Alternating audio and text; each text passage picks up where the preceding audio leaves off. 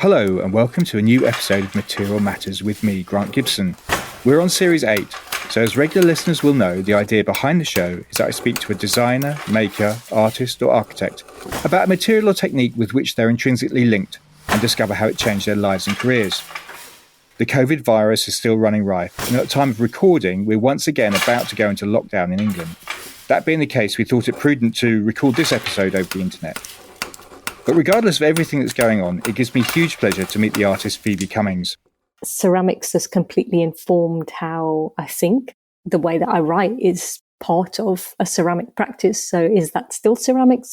Now, Phoebe's chosen material is clay, and she uses it in its raw form, so unfired and unglazed, for sculptures that are usually site-specific.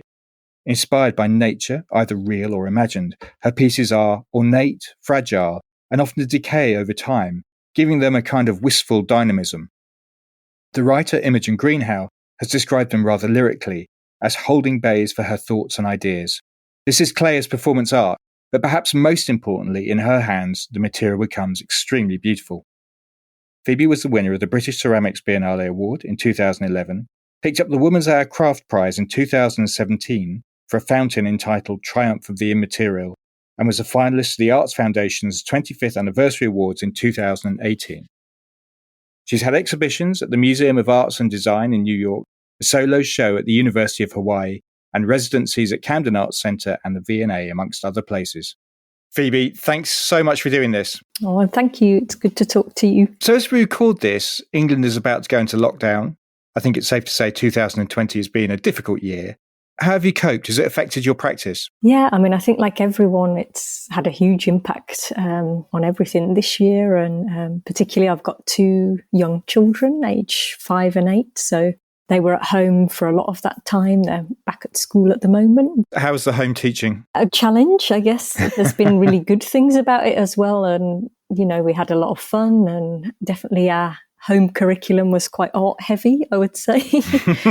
I also work at the University of Westminster and kind of trying to balance that work and bits of my own work and the kids as well was the hardest thing, I think, to kind of find your way through all those different roles that you have to do. Yeah, how's it worked at University of Westminster? Because presumably you're teaching, you can't be teaching, or you couldn't have been teaching very practically for a long period of time, I'm guessing.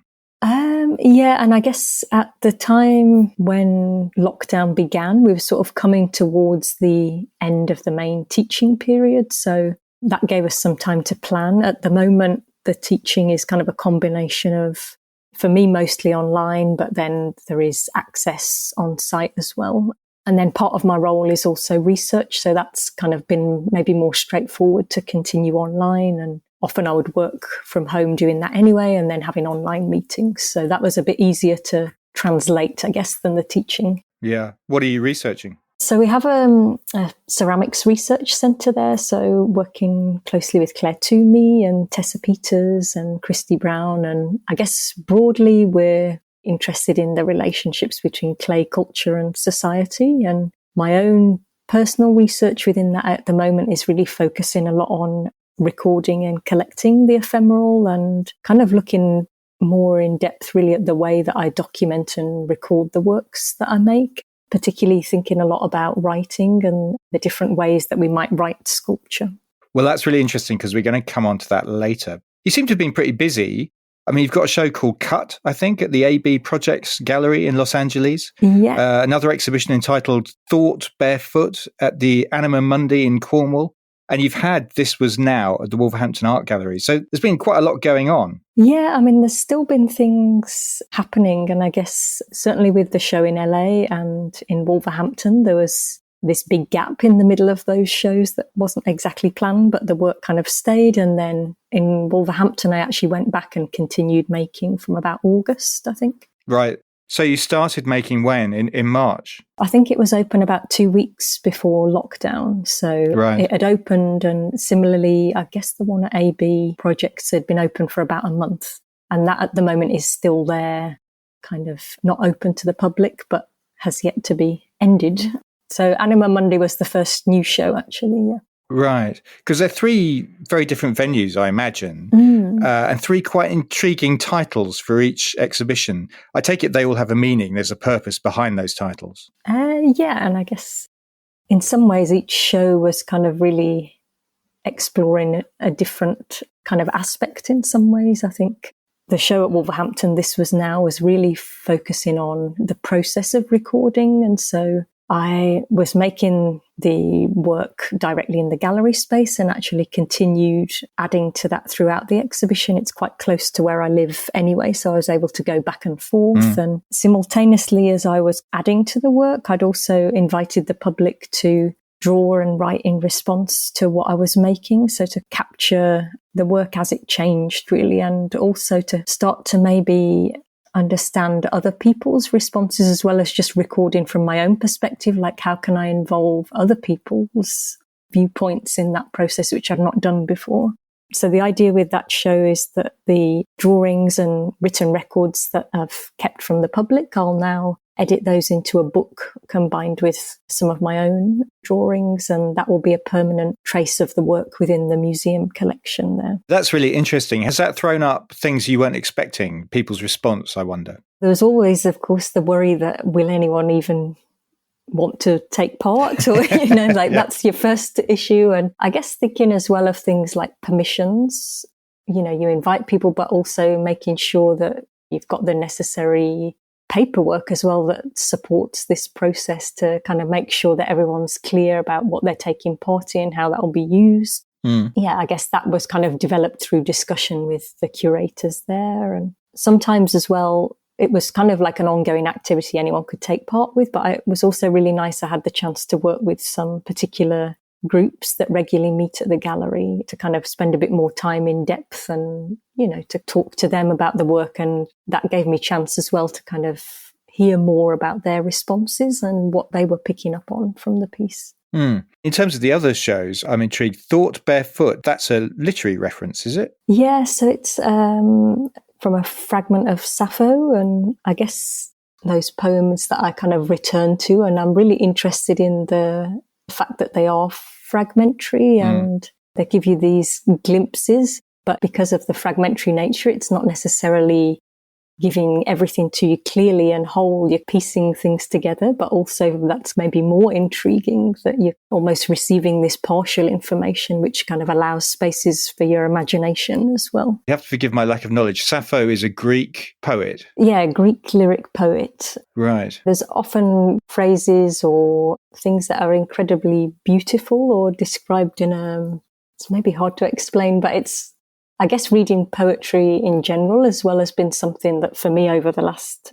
6 months or however has been one of the things that I've found a real solace maybe as well. Maybe because I haven't had a lot of time, but I can read something for a few minutes and it gives you that space that maybe I can't sit and spend the day reading a book because there's a lot of other things going on. But actually I've found that a real pleasure and kind of escape maybe as well. Your Instagram page is littered with pictures of poetry, really, isn't it? Which is quite intriguing.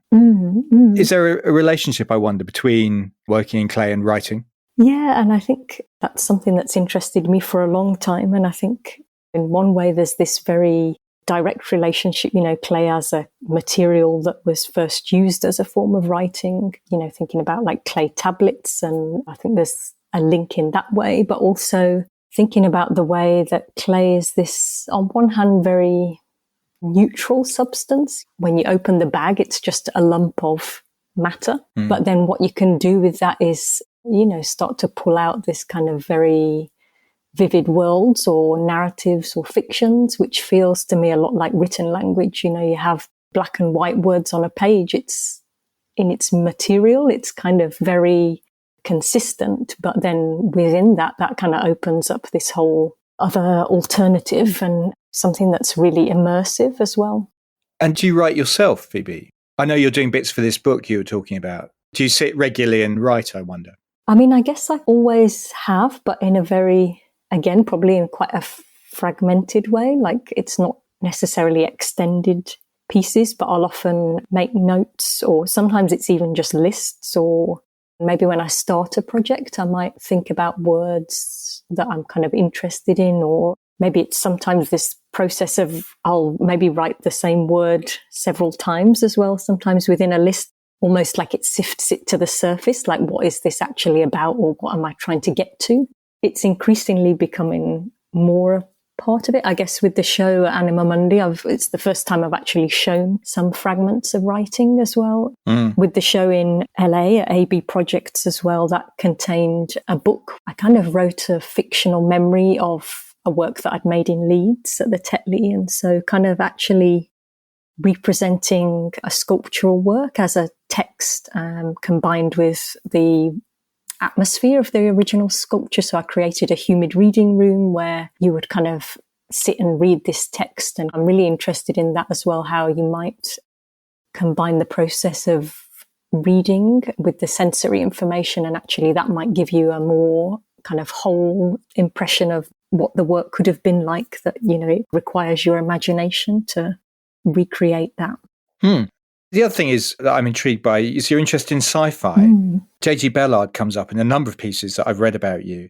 So I'm wondering how science fiction influences what it is that you do. Yeah, particularly with Ballard, actually, it was kind of by chance that I read The Drowned World after I'd been to a site visit at the Spode factory for the first Ceramics Biennial in Stoke. And at that time... Didn't you find it on the floor there or something? Yeah, the factory at that point was still really untouched. So there was a lot of personal belongings, and I found a copy of the book and started reading it. And I mean, it kind of felt so connected to the state that the factory was in at that point as well. And I guess it's really rich in visual imagery and kind of imagining an alternative version of reality as well, I guess, is something that often comes through in the work. I mean, I'm kind of creating three-dimensional environments that are physical and you can step into, but then also sort of slightly aside from reality as well. They're often not entirely accurate in terms of plants and things. It's kind of like, I guess I see it in that way as being a form of science fiction maybe. And also linking that with particularly 18th century design, and often that, you know, very fantastical kind of the mutability between sort of nature and ornament.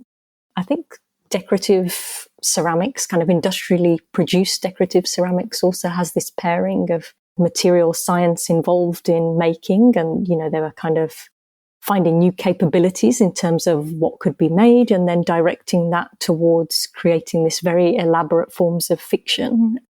Particularly, there was a work that I made at the Tetley in Leeds in 2018, which kind of directly looked more at that.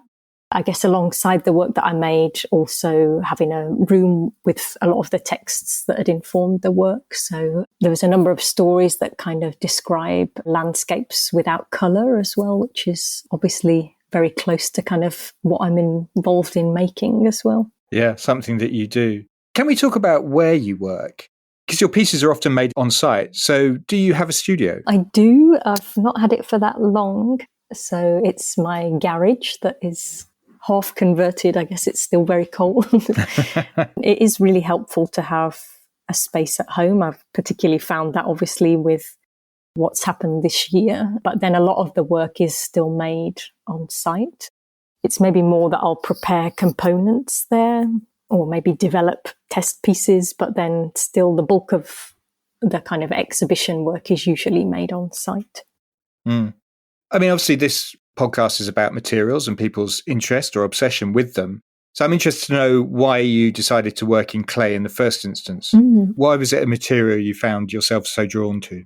Yeah, I mean, I think initially, the BA that I did was a mixed materials course. So it was three-dimensional crafts at Brighton. And at that point, I knew I wanted to do art. I knew that I loved making things, but I wasn't sure which material. And that was really great for giving me a chance to work with all different materials and, you know, really understand how things are made and what felt right for what I needed or kind of offered me something as well. Yeah.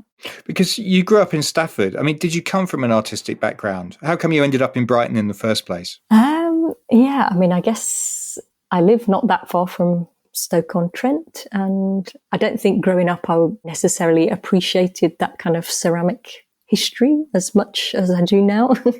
But certainly I think the Midlands in general, originally I'm from kind of closer to Birmingham, but there's certainly that sense of most of the towns and cities around here have been really defined by materials and making through manufacture. And I guess I didn't necessarily realize that so much until I moved away as well. Often people would be kind of involved with working with a particular material. Yeah, that's something that I find really interesting still. I guess Brighton, I was really just drawn to the course there and the chance to work with different materials because I wasn't sure that it was ceramics. It was more that I kind of kept coming back to clay rather than it being an absolute, that's absolutely what I want to do. It was kind of, I just found that, the more that I went on, it just became clear that, okay, yeah, it's going to be clay. What did your family do, Phoebe? My dad was a primary school teacher and my mom has always kind of had different admin jobs. My mom was interested in art and my dad was quite musical, but there's never been any other artists or kind of people working within the arts within my family, really. But I kind of, from a very early age, was always very definite that that's what I wanted to do. I can remember asking my mom, like, how do you be an artist? And she said, you need to go to art school. And I think probably by the time I was about 5, I knew that that's what I wanted to do. Wow, 5. Wow. Yeah. So was there lots of making in your house? Yeah. I mean, I was thinking the other day about, I can remember having a phase of making a lot of jewellery and shoes out of paper that I would sellotape to myself. Or I did used to go to a pottery class as well, that obviously was maybe where it all began.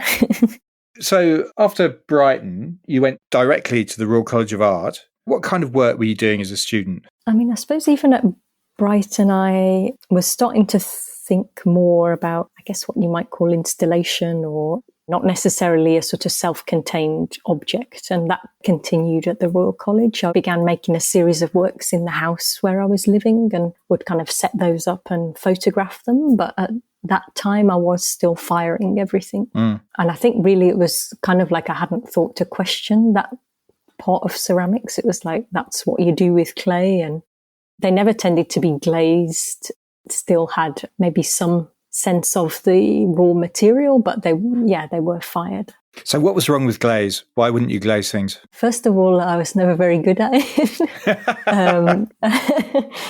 I think often the work has been quite involved with like texture and almost to add colour to that is like, felt like this kind of overload of information was almost too much. So I think I was kind of interested in different aspects of it. And I think even at that time, like as I was making things, often the most exciting point was when I was making them and then it would come out of the kiln and feel a bit like a disappointment, like it was, somehow dead again, like I think there's so much life in that point when clay is kind of drying and changing. I kind of never quite managed to translate that into the fired work. I guess a key moment in your career seems to have come after you left the Royal College of Art, when you were declared bankrupt. This is quite important, it seems to me, because there are loads of graduates leaving university with a lot of debt now. I hope you don't mind me talking about it, but how did that come about? You were 24 years old at the time, I think, I'm right in saying. And, I think looking back now, it wasn't even that expensive then compared with how much people have to pay now. But I'd taken a career development loan to do the MA, which I guess unlike a student loan where, it's kind of related to how much you're earning, you have to, with a career development loan, you have to pay back kind of regardless of whether you've got a job or how much you're earning. So the initial 6 months or so after I finished, I stayed in London and had 2 jobs and could just about make enough money to live, but then couldn't afford to repay the loan on top of that. So what were you doing at the time? To begin with, I was working in shops and then I got a job as a technician in a high school. It just wasn't enough to cover everything. So that was when I decided to declare myself bankrupt. Which is a huge step to take. Yeah. And I mean, I'm so grateful that that was an option in a way. Yeah. I really would have been trapped, I think, in working and struggling with this debt that was kind of unmanageable and certainly wouldn't have been able to then make any work on top of that. So, it really gave me a lot of freedom, but also I think kind of forced me to be very decisive about how I was going to move forward as well. So after I declared myself bankrupt, I moved back to my parents and, was looking for a job. So making was really, I think, a way of surviving. I kind of felt like I didn't really have anything else. I kind of wasn't prepared to give it up. Yeah. Yeah, how can I still make what I want to make, but in a way that doesn't cost me too much money? So kind of working without a studio, without a kiln, and the things that I did really need, of course, was the clay and the time and space to continue doing that in. So I applied for quite a lot of residencies as a way of just to keep making work, really, and then would work most of the year in other jobs to earn money, and then maybe go away for a few months a year to work on projects through a residency. And I mean, that really helped me to kind of keep making. It sounds like it was a very freeing decision, declaring yourself bankrupt, but presumably there's a harder side to this. I mean, borrowing again must be very hard and that kind of thing. Yeah, it is a very formal process. You go to court and, swear an oath and hand over all your bank cards. And yeah, it was kind of a strange thing to go through, and certainly, has an impact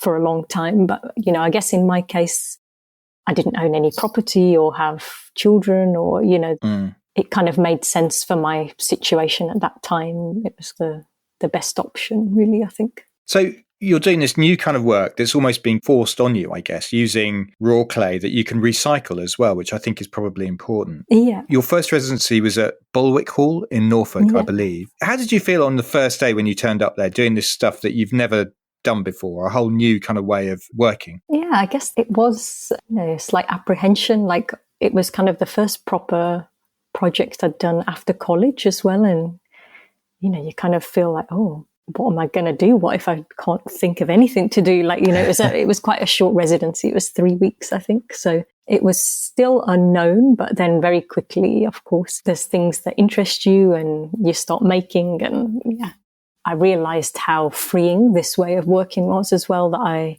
with that residency, there wasn't any particular ceramic facilities there. I just had the clay and the time. And I guess it really confirmed that actually, this is a way I can work, and it's a way that's a really sort of stimulating way to work. And it kind of, opened up all these possibilities, and certainly the scale I could work as well, that I wasn't limited to what could fit in a kiln and could be a lot rougher than if you want things to survive firing. It didn't matter if I've got air bubbles or like how solid the clay is. One of the pieces I made there was underwater and kind of allowing it to dissolve. So really becoming much more interested in the kind of agency of the material in the work. And I guess using the environment and the site as kind of part of the material that I work with as well. You say it's freeing. I mean, did it never bother you that these things wouldn't last? The ephemeral nature of everything that you do, or most things that you do. Do you never look at something and go, oh, I wish I could keep that? Not yet. And I think certainly at that point, I was just, I just wanted the clay. As soon as I've made something, I want to make something else. And I think it lifts this huge burden as well, that like, if something's sticking around, you really feel like you've got to get it right. Whereas this maybe gave me that feeling of like, oh yeah, but it's only temporary, so I can just try this. It doesn't matter if it doesn't quite work out, Yeah. Can we talk a bit about your process and how you go about making these, extraordinary ornamental pieces? What's your starting point? I think usually there's a plan. Particularly with the larger work, I have to plan more carefully because I might need armatures to kind of structure the work around. And then usually the first stage is kind of building up some solid structure of clay as well. So that initial form is actually usually very rough and very, quite a solid thing before the details added. And then usually working mostly with my hands. So things often are just pressed out on my palm using fingertips. And then sometimes also working with sprig molds. So often I'll kind of create a clay model and then pour the plaster mold from my model. And then that allows me to kind of press out lots of the same pieces, which I guess particularly if I'm working with maybe a more ornamental design as well, that allows me to kind of reproduce those patterns and then build them up into flowers or plants. And in terms of inspiration, I mean, we've talked about literature and science fiction, but obviously nature must play a key role in your work. When did the interest in nature occur? Certainly, I guess an interest in nature has always been there. And I think maybe that's partly from growing up in quite a post-industrial landscape and almost this real craving for nature and maybe beauty to some extent as well. Like a lot of what I saw around me wasn't that. So I was kind of always fascinated by plants.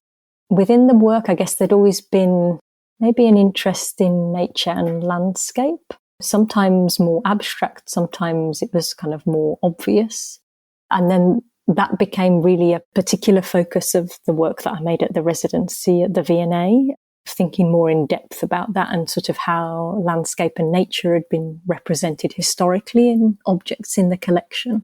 Then kind of thinking a lot about this relationship between nature and design. And, that's something which is ongoing really. And I guess that human desire often to interpret nature, to sort of almost make it more than it is as well, to kind of reorder it or amplify its beauty as well through design. And that's coupled with kind of observing nature and these cycles, which relate so much to human existence and things, I guess, as well. The V&A residency seems quite pivotal in your career, I think. It certainly had a profound impact on the work that you did for the Wilmazar Craft Prize show, for which you won the £10,000 award.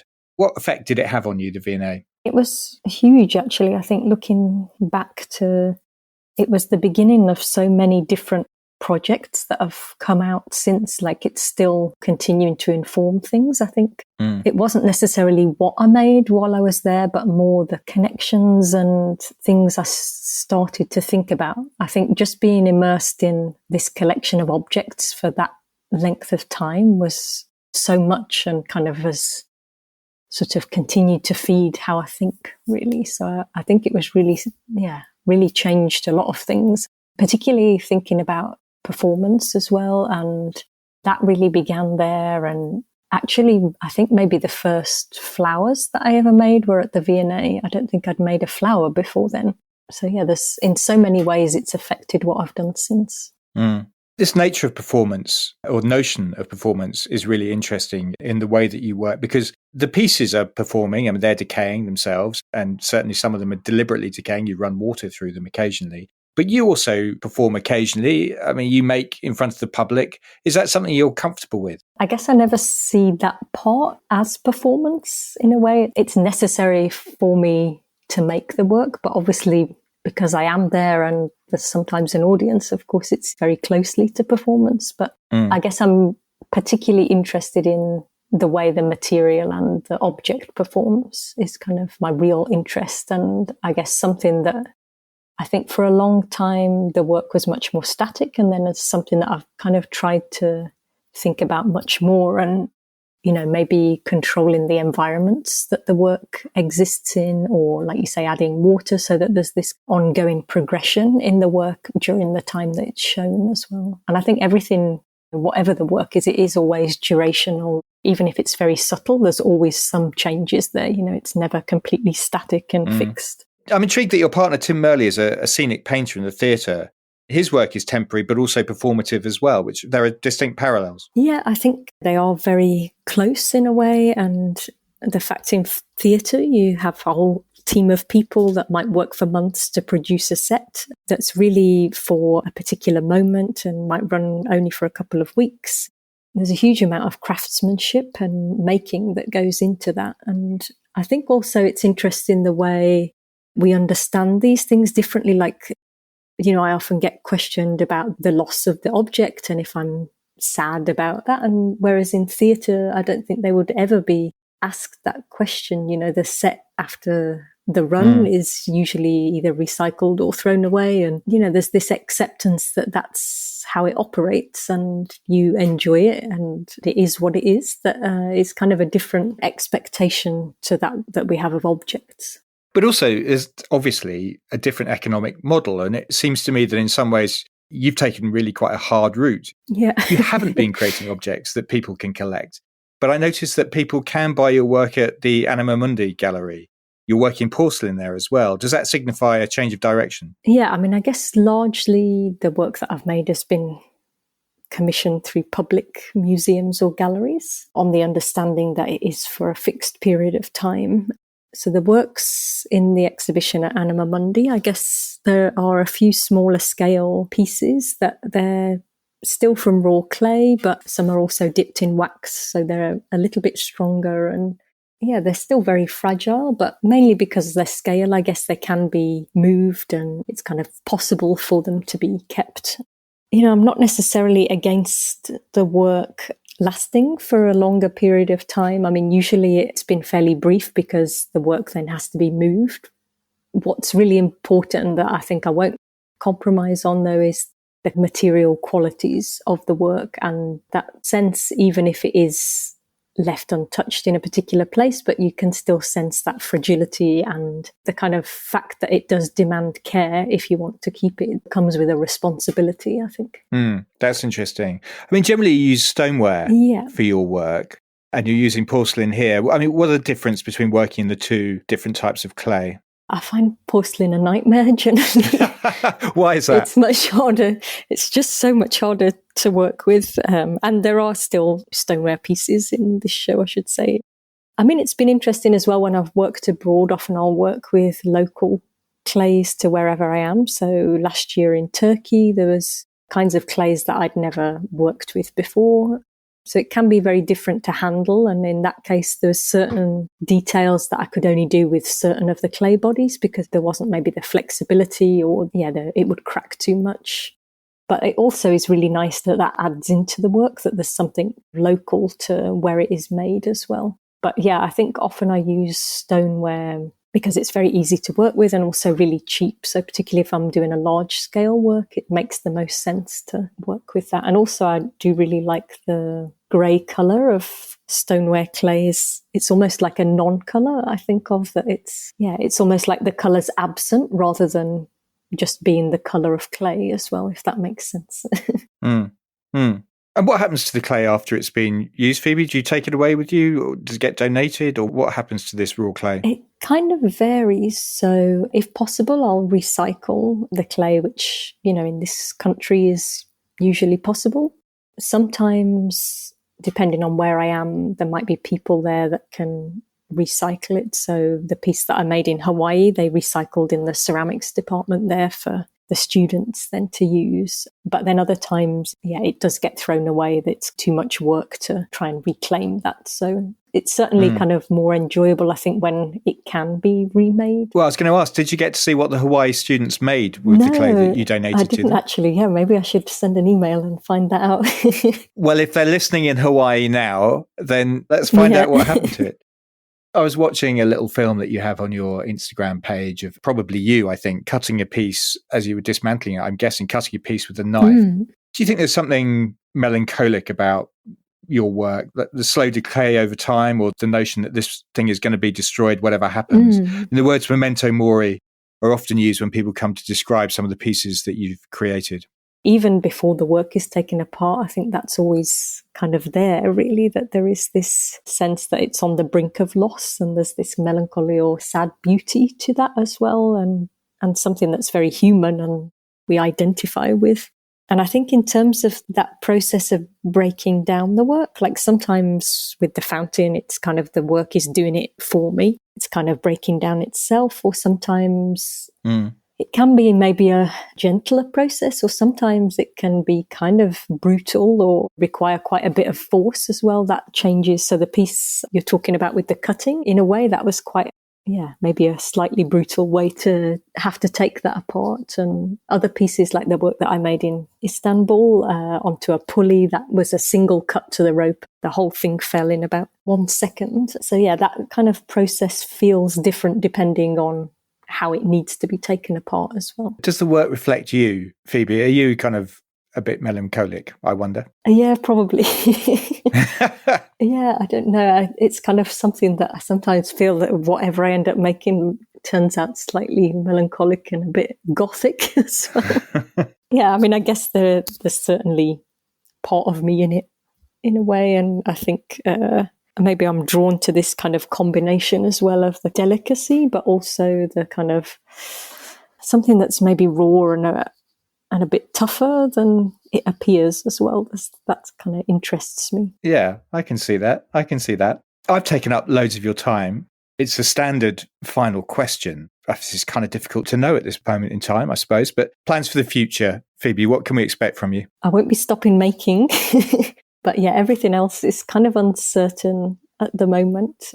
Yeah, it's strange to not have any definite projects on the horizon, really, but I'm certainly thinking about a lot of things and beginning to think in slightly different ways as well. And I guess trying to make the most of this time to actually stop a little bit as well and maybe question what I'm doing is really helpful. Hopefully there'll be new things to see. Yeah. This has opened a huge can of worms, Phoebe. What are you thinking about at the moment then? I've started to touch on recently, the more I go into thinking about the recording, it's like the work is starting to move into other forms. So, like it exists as text, it exists as a sensory environment, thinking about the humidity and, okay, that's not clay anymore. So it's like, where is this boundary of ceramics as well? Like, because ceramics has completely informed how I think.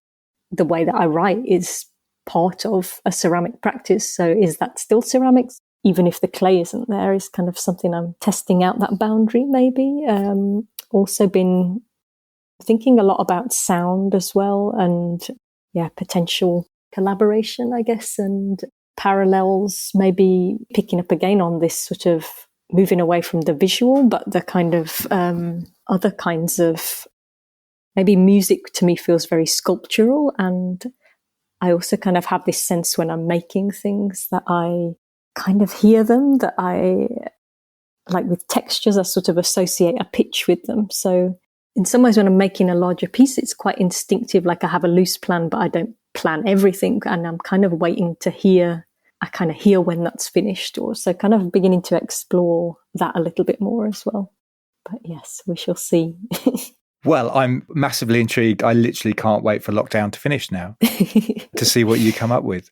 Thank you so much for your time. I really appreciate it, Phoebe. Oh, thanks so much. To discover more about Phoebe's work, go to phoebecummings.com. There are images from the interviews as well as little films and other things on my Instagram page, Grant on Design. And I have a new website. You can find all the podcasts that I've done, sign up to my newsletter and lots of other stuff on grantondesign.com. If you've enjoyed listening and want to see this podcast flourish, then please rate and review on Apple Podcasts or wherever you listen to this from. And if you feel so inclined, you can go on to my Patreon page and make a pledge at patreon.com/material matters. You'll be helping to take the message, the importance of materials, skill, craft and design to a whole new audience. Thanks so much for listening, and please stay safe and well.